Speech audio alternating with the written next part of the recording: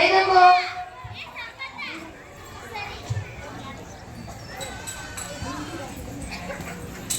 ವಾಪಸ್ ಬರಕ್ ವಾಪಸ್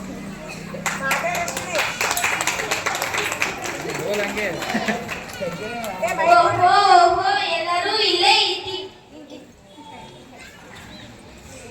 ಓಹೋ ಓಹೋ ಎಲ್ಲರೂ ಇಲ್ಲೇ ಇದ್ದಿದ್ದಾರೆ. ನನ್ನ ಕರಾಮತ್ತು ತೋರಿಸೇ ಬಿಡುತ್ತೇನೆ. ಓಹೋ ಎಷ್ಟು ಚೆನ್ನಾಗಿದೆ ಬಂಗಾರದ ಜಿಂಕೆ, ಎಷ್ಟು ಮುದ್ದಾಗಿದೆ. ಏ ಬಂಗಾರದ ಜಿಂಕೆ ಇಲ್ಲಿ ಬಾ. ಆರ್ಯಪುತ್ರ ಆರ್ಯಪುತ್ರ ಲಕ್ಷ್ಮಣ ನೀವಿಬ್ಬರು ಇಲ್ಲಿ ಓಡಿ ಬನ್ನಿ. ನೋಡಿ ಎಷ್ಟು ಮುದ್ದಾಗಿದೆ, ಎಷ್ಟು ಮುದ್ದಾಗಿದೆ ಬಂಗಾರದ ಜಿಂಕೆ. ಅಣ್ಣ ಇದು ನಿಜವಾದ ಜಿಂಕೆ ಅಲ್ಲ. ಈ ಅರಣ್ಯದಲ್ಲಿ ಹಲವಾರು ರಾಕ್ಷಸರಿದ್ದಾರೆ. ಅದರಲ್ಲಿ ಈ ಜಿಂಕೆಯ ರೂಪದಲ್ಲಿ ಓಡಾಡುತ್ತಿದ್ದಾರೆ ಅಷ್ಟೇ. ನಾವು ಜಾಗರೂಕರಾಗಿರಬೇಕು. ಇಲ್ಲ ಇಲ್ಲ ಇದು ನಿಜವಾದ ಜಿಂಕೆ. ನೋಡಿ ಎಷ್ಟು. ಬಾ ಬಾ ನಿನಗೆ ತಿನ್ನಲು ಹಣ್ಣು ಕೊಡುತ್ತೇನೆ, ಸಿಹಿ ತಿನಿಸಿಕೊಡುತ್ತೇನೆ. ಬಾ ಬಾ. ಏ ಬಂಗಾರದ ಜಿಂಕೆ ನಿನಗೆ ನಾವೇ ಸಾಕಿಕೊಳ್ಳುತ್ತೇವೆ. ಬಾ ಬಾ. ಸೀತೆ ಜಿಂಕೆಯನ್ನು ನೋಡಲು ಬಹಳ ಸುಂದರವಾಗಿದೆ. ಆದರೆ ಲಕ್ಷ್ಮಣ ಹೇಳುವ ಮಾತು ನಿಜ ಇರಬೇಕು. ನಮ್ಮ ಆಸೆ ದುಃಖಕ್ಕೆ ಮೂಲವಾಗುತ್ತದೆ. ಅದು ಮಾಯಾ ಮೃಗನೇ ಇರಬೇಕು. ಅದರ ಚಿಂತೆ ಬಿಟ್ಟು ಬಿಡು. ಅದರಿಂದ ನಮಗೆ ತೊಂದರೆಯಾಗುತ್ತದೆ.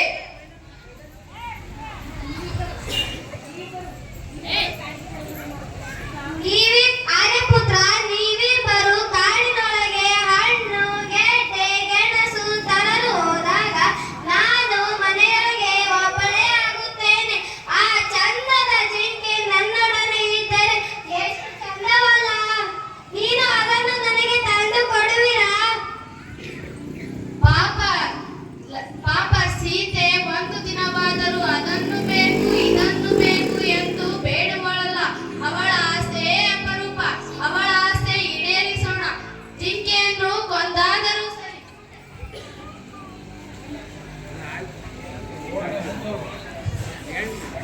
ಹಂಗೆ ಹೋದೆ ಮುಂದೆ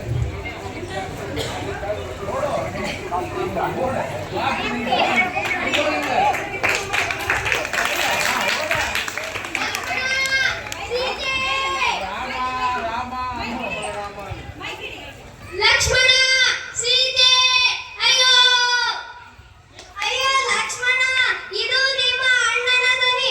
ಅವರಿಗೆ ಏನೋ ಅಪಾಯ ಕಾದಿದೆ. ಬೇಗ ಹೋಗಿ ಅವರನ್ನು ರಕ್ಷಿಸು. ಬೇಗ ಬೇಗ. ಅತ್ತಿಗೆ ಅದು ಶ್ರೀರಾಮನ ಧ್ವನಿ. ಖಂಡಿತ ನಮಗೆ ಯಾರೋ ಮೋಸ ಮಾಡುತ್ತಿದ್ದಾರೆ ಅಷ್ಟೇ. ನೀವು ಗಾಬರಿ ಪಡಬೇಡಿ. ಇಲ್ಲ ಇಲ್ಲ ಲಕ್ಷ್ಮಣ ನನಗೆ ತುಂಬಾ ಹೆದರಿಕೆ ಆಗುತ್ತಿದೆ. ನೀನು ನಿಮ್ಮ ಅಣ್ಣನನ್ನು ಬೇಗ ಹೋಗಿ ರಕ್ಷಿಸು. ಬೇಗ ಈಗಲೇ ಹೋಗು. ಅತ್ತಿಗೆ ನೀವು ಯಾವುದೇ ಕಾರಣಕ್ಕೂ ಈ ಗೆರೆಯನ್ನು ದಾಟಿ ನೀವು ಹೊರಗೆ ಬರಕೂಡದು. ಆಯ್ತು ಲಕ್ಷ್ಮಣ.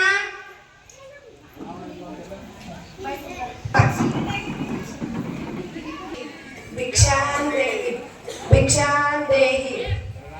ಸುಂದರಿ ನೀನ್ಯಾರು? ನಿನ್ನ ಪತಿಯಲ್ಲಿರುವರು. ನೀವೇತಕ್ಕೆ ಇಲ್ಲಿಗೆ ಬಂದಿರುವಿರಿ? ನಾನು ಅಯೋಧ್ಯದ ಶ್ರೀರಾಮನ ಧರ್ಮಪತ್ನಿ. ನಾವು ಇಲ್ಲಿ 14 ವರ್ಷ ವನವಾಸಕ್ಕೆ ಬಂದಿದ್ದೇವೆ. ಹಾಗೆಯೇ ಸ್ವಾಮಿ ನೀವು ಯಾರು? ಈ ಕಾಡಿನಲ್ಲಿ ಹೇಗೆ ಬಂದಿರುವಿರಿ? ನಿಮ್ಮ ಆಶ್ರಮ ಎಲ್ಲಿದೆ? ತಾಯಿ ಸೀತಾಮಾತೆ, ನಾನೊಬ್ಬ ಸನ್ಯಾಸಿ. ನೀವು ದಯಮಾಡಿ ಹೊರಗಡೆ ಬಂದು ಭಿಕ್ಷೆ ನೀಡುವಿರಾ? ಕಾರಣಕ್ಕೂ ಈ ಗೆರೆಯನ್ನು ದಾಟಿ ಬರಬೇಡ ಎಂದಿದ್ದಾನೆ. ಈಗ ನಾನು ಏನು ಮಾಡಲಿ? ಇದು ಸೌಂಡ್. ಸೀತೆ, ನಾನು ಸನ್ಯಾಸಿ ಅಲ್ಲ. ನಾನು ಲಂಕಾಧೀಶರ ಚಕ್ರವರ್ತಿ. ನನ್ನ ಹೆಸರು ರಾವಣ. ನಾನು ನಿನ್ನ ಈ ಸೌಂದರ್ಯವನ್ನು ಕಂಡು ಮರಳಾಗಿದ್ದೇನೆ. ನೀನು ನನ್ನನ್ನು ಮದುವೆಯಾಗು. ನಿನ್ನನ್ನು ನಾನು ಲಂಕಾಧೀಶರಲ್ಲಿ ಚಕ್ರವರ್ತಿಯಾಗಿ ಮೆರೆಸುತ್ತೇನೆ. ಪಾಪಿ, ಪರರ ಹೆಂಡತಿಯನ್ನೇ ಮೋಸ ಮಾಡಲು ನಿನಗೇಕೆ ಬಂತು ಇಂಥ ದುರ್ಬುದ್ಧಿ? ಪತಿವ್ರತೆಯ ಕೋಪಕ್ಕೆ ಬಲಿಯಾಗಬೇಡ.